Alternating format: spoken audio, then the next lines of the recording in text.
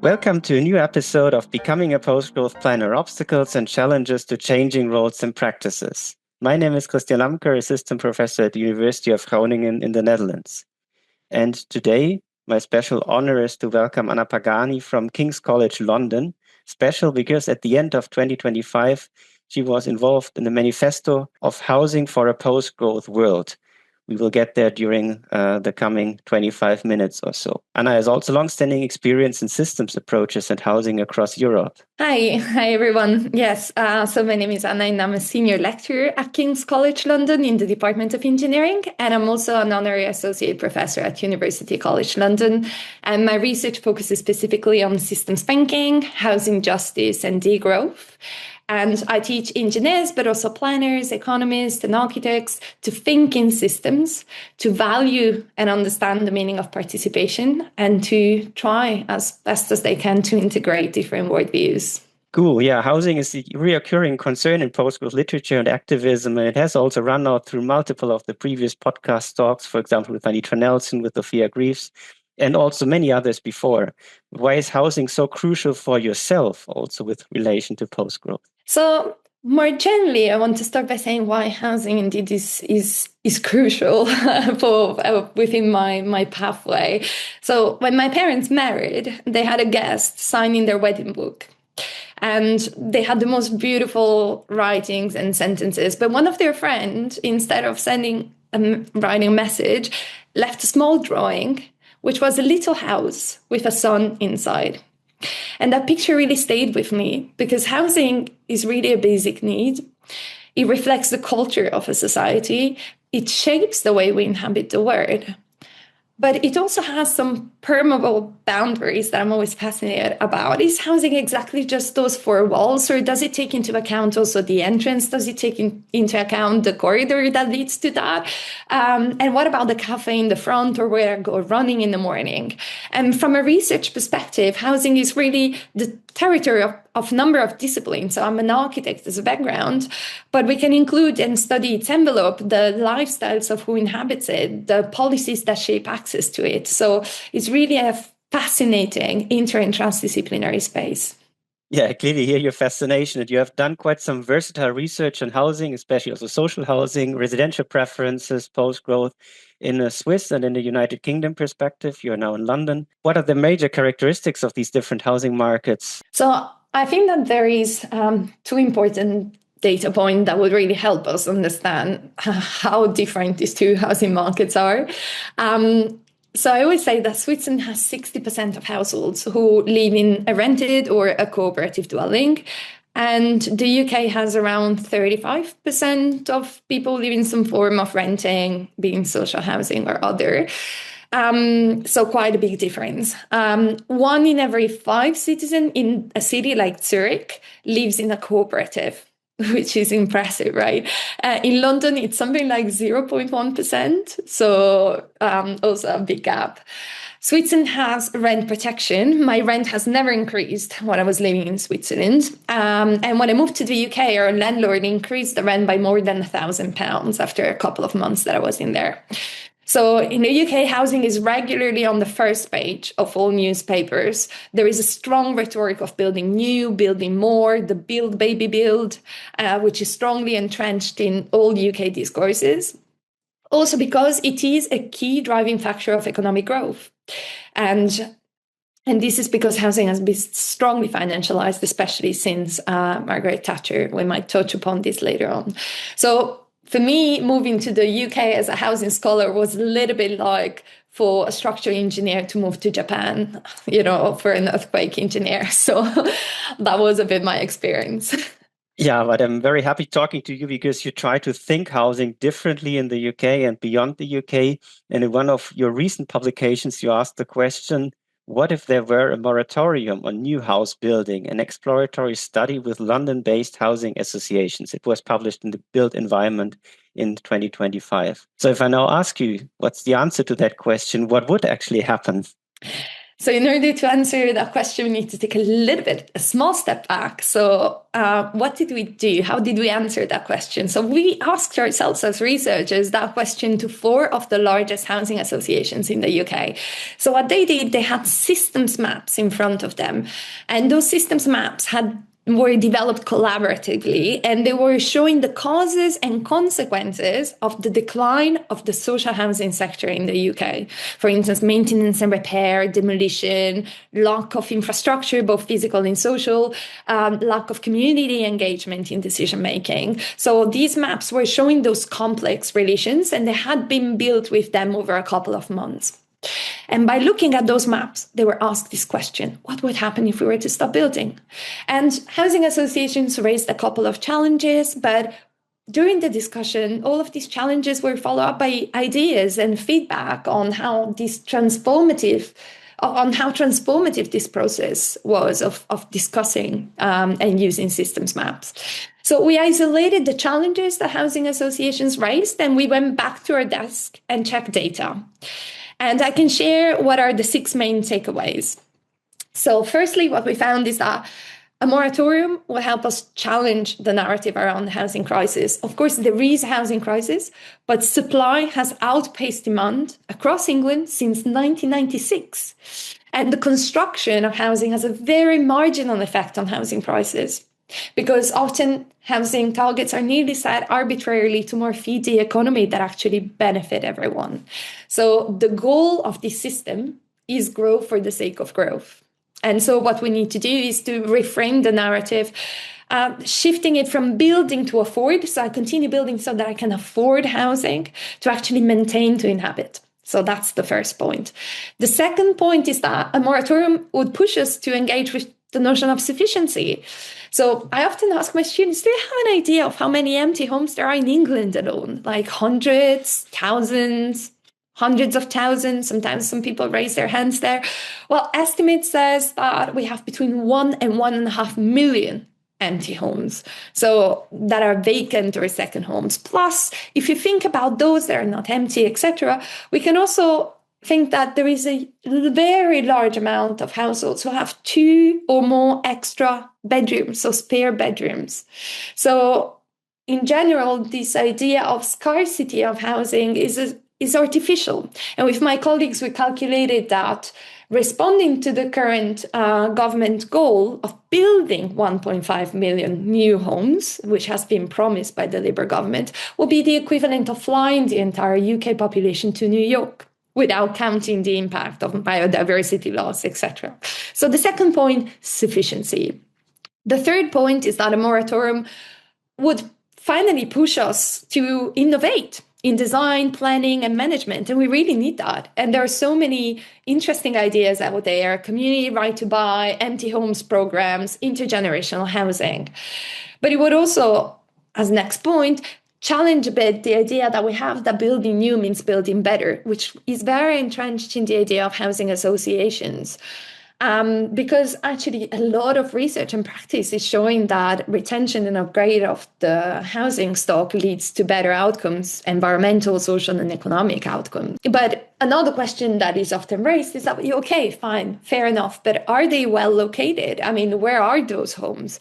And I can say that data shows that we have ghost enclaves, so places that have more than 20% of empty homes in the borough called City of London, in the main centre of London, as well as in other places like Camden or Kensington and Chelsea, etc., but also in a city like Cambridge. So they are all around us.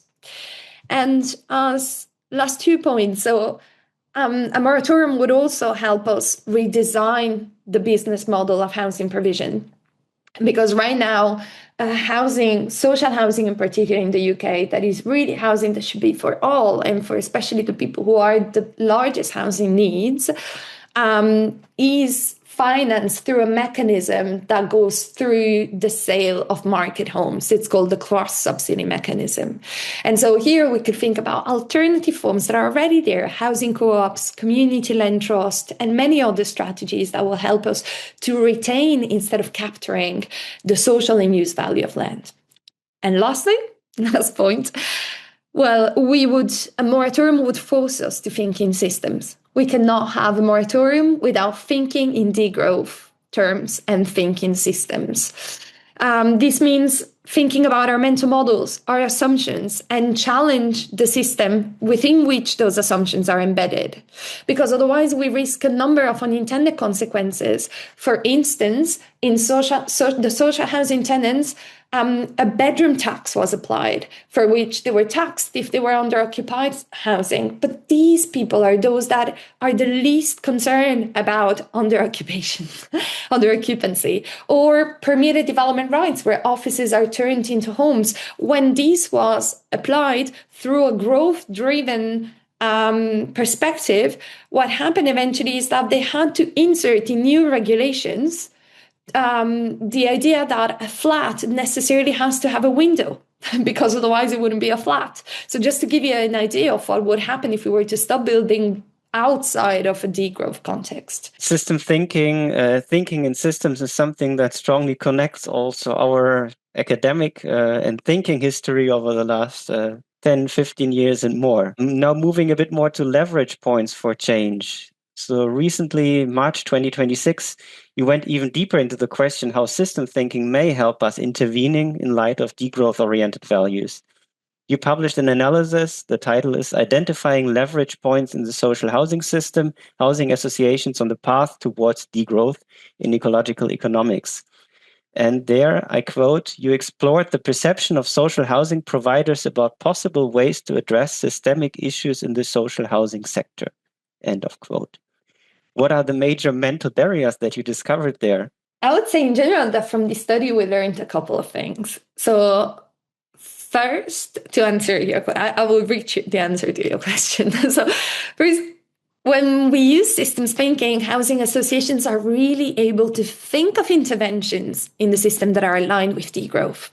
So this was a fascinating outcome. So they were just using these systems maps and they were thinking about how do we intervene? And then when we checked, are there interventions aligned with degrowth? Well, actually there were.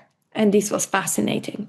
So this encouraged me to think that really when we have a genuinely participatory systems thinking approach, then we can really help participants address systemic issues and formulate systemic responses, even when we don't expect it, even with the people that we least expect.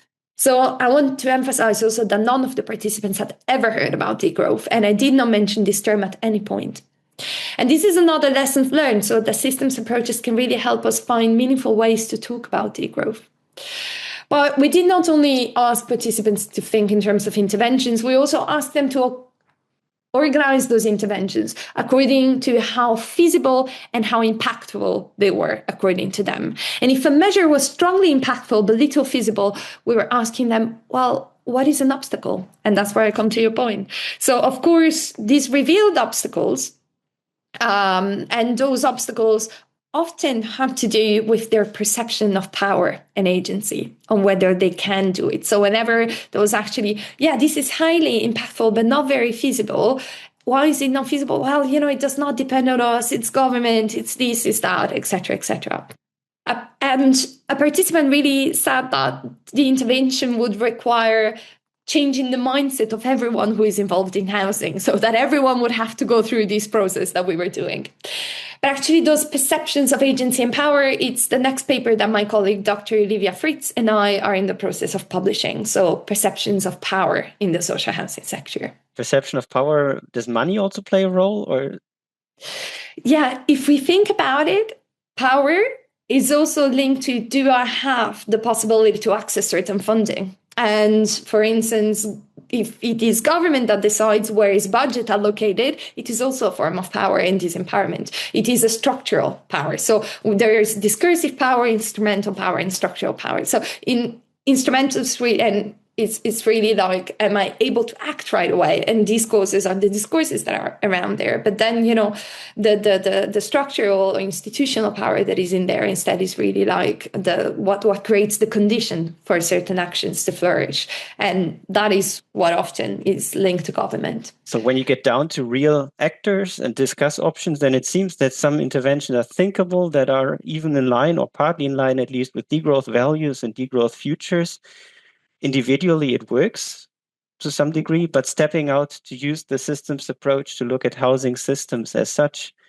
Where are then the leverage points? Where is it, or where or when is it worth pushing also the smaller ones, the smaller parts of feedback loops, push forward some information, and when and how should we then nevertheless push more towards goals, mindsets, paradigms as such, this point where basically everyone should change a bit, undergo through your own process or some other process that leads to this kind of changing mindset? Yeah, so I think that what comes out of her paper, and so what comes out of a lot of reflection and thinking, is that we really need what we call a kind of a coordinated combination of those interventions that touch different leverage points, both the shallow and the deep. We need both. We can not only think about interventions that are shallow or only those that are deep. Shallow because maybe they're easier to develop, and deep because they are the most transformative.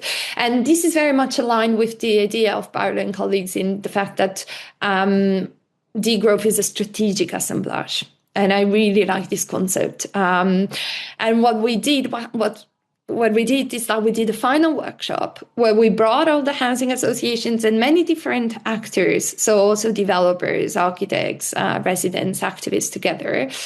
And we asked them to organize those different interventions linked to different leverage points around one deep leverage point. So they had one deep leverage point in there, and they had to organize the interventions that I have thought of to create kind of packages of solutions. And this helps us think in terms of unintended consequences and co-benefits. So I will not have the silver bullet in telling you, well, all these interventions, shallow, are needed and all these deep ones are needed, but that we do need those kind of conversation on how to strategically create packages that help maximize co-benefit between one intervention and another. So, and we also need to take into account a word of caution. So we need to consider two things. Firstly, is that really, how do we go about it? So once we have those interventions and those packages, how do we actually implement that? Well, we know that in the degrowth spectrum, there are some quite some tensions also in what is the way to go. And so that would be a different conversation. And secondly, also that it is not always so evident whether the proposed intervention is actually a deep one or a shallow one. Because, for instance, there were many interventions about participation, and participation can be implemented in very different ways, and it can end up being an empty exercise or reproduces issues of individual responsabilization in a neoliberal way. So it needs a lot of conversation. But I think that exercise of creating those packages, of thinking about co-benefits, that's where really the change starts. And that's where we really start thinking about how to pave the way through shallow intervention to deeper ones. Yeah, I promised before that we will also get to the Manifesto Housing for a Post-Growth World that you were heavily involved in. It began with a group of engaged people, activists, practitioners, researchers at the International Degrowth Conference 2025 in Oslo. But then which are the concerns that first united your group to start that? And then maybe even more interesting, where did you also have the most intensive or even conflictual debates to get to this manifesto? Yeah, this is an excellent question, and I think it wouldn't have popped up anywhere else. So it's good to be able to discuss this. So what united us? Well, a little bit like I was talking about the drawing of my parents with the house and the sun in there. To a certain extent, it's this idea that really we cannot think of any future if we don't think about housing. And we all agreed that what we have right now in terms of the system is just relentlessly really driven by growth imperatives, and that we have a number of consequences that all of us as researchers, activists, and the people who are in there are observing: unhealthy, unsafe, overcrowded, underheated, inadequate housing more generally. And these seeing in parallel to the soaring greenhouse gas emissions, biodiversity loss, all what we're witnessing, we have that in common. And drafting the manifesto was a process in which we were trying to learn how to share, how to forge a shared language. And the ambition was really to unite different struggles and visions for the future across geographies, across political perspectives. And of course, it's a challenge because differences, for instance, emerged, especially in the process of finding examples and of And actually, these differences are really at the heart of the degrowth word that I was mentioning in the question before. Because when we look for examples, some of us might be looking more for top-down, state-led solutions that we call more eco-socialist solutions, and they're very frequent in housing. We can think, especially when we look at the Viennese case study, who wouldn't think, okay, that's such an incredibly good example of housing. So it's an inspiration for many. But on the other hand, we also have bottom-up, stateless, community-led, and anarchist approaches that include squatting, cooperatives, communal interest, and other solutions. And we needed to somehow find compromises, because we wanted to find a way for everyone to identify themselves in this manifesto at this stage. Yeah, manifesto is always somewhat a call to action, a call to read it, but then even more to use it in different practices afterwards. What are the key points of this call to action? Exactly. It is a call to action. And what I particularly appreciate of the way in which we set it up is that we also want to show that this is possible and that this is already happening. And that's why in the manifesto, we don't only talk about the problems and what should be done, but we also give examples of people who are already doing that. So our 4 key points, it's 4. So the first is that we need to generate an ideological shift.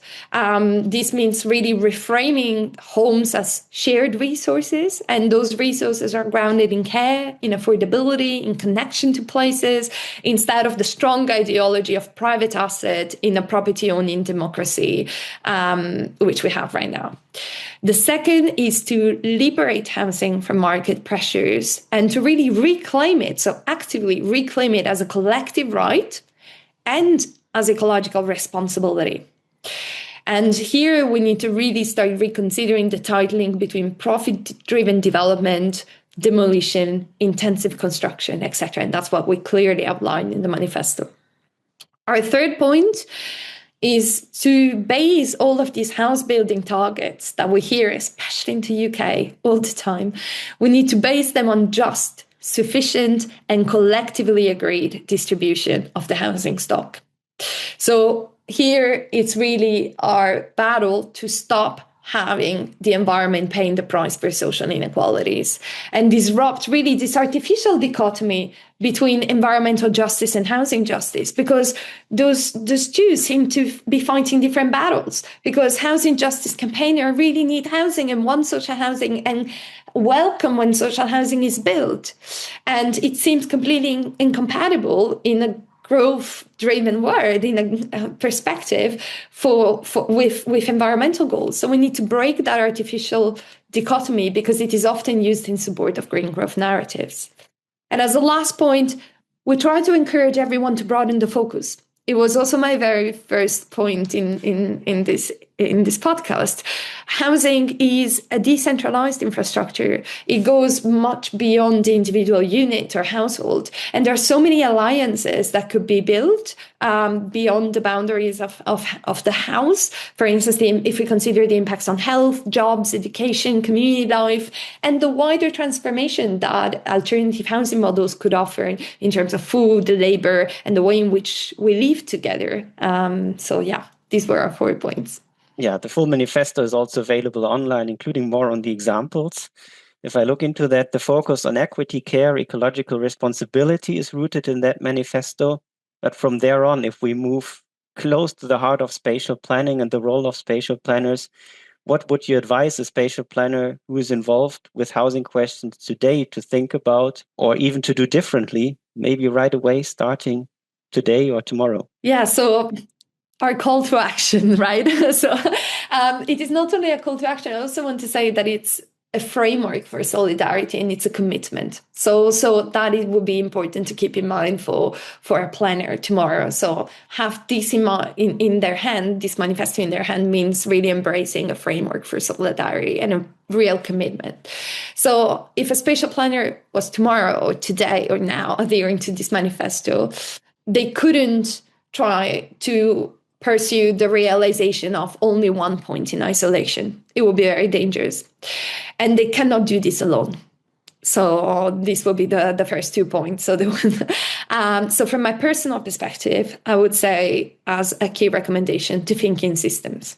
So to learn systems thinking, understand interconnections, be aware of unintended consequences and of possible co-benefits. And as this planner is learning to dance with systems, to cultivate awareness of their own and others' mental models. Because Donella Meadows, a fantastic systems thinker, used to say that everything we think we know about the word is a model, that our models do have a strong congruence with the word, but that our models fall far short of representing the word fully, quote. And that's so what I would recommend any planner starting with the manifesto, reading it and wanting to apply it now. Thank you. Yeah, in some way, this podcast series is also an attempt to reframe, readjust, implement, find another way to define what planning as such is, or also could be in that sense, using the term post-growth planning for that. That's now the move to the very end of this episode. We have talked so much about details about housing, about your experiences with the manifesto, experiences in the UK, very down to leverage points. It's very hard to distinguish it to one line, I guess, but maybe you can give us a try to finish the line post-growth planning is. Yes. So according to me, post-growth planning is, as I mentioned before, firstly, a collective activity of mutual learning. And this mutual learning must be informed by a systems approach. And the systems approach consists of identifying critical systemic issues, the mental models that produce them, to delineate shared goals, and to design transformative strategies that act at different leverage points in the system. Thanks a lot, Anna. Many regards to London. Thank you very much. Thank you. Thank you.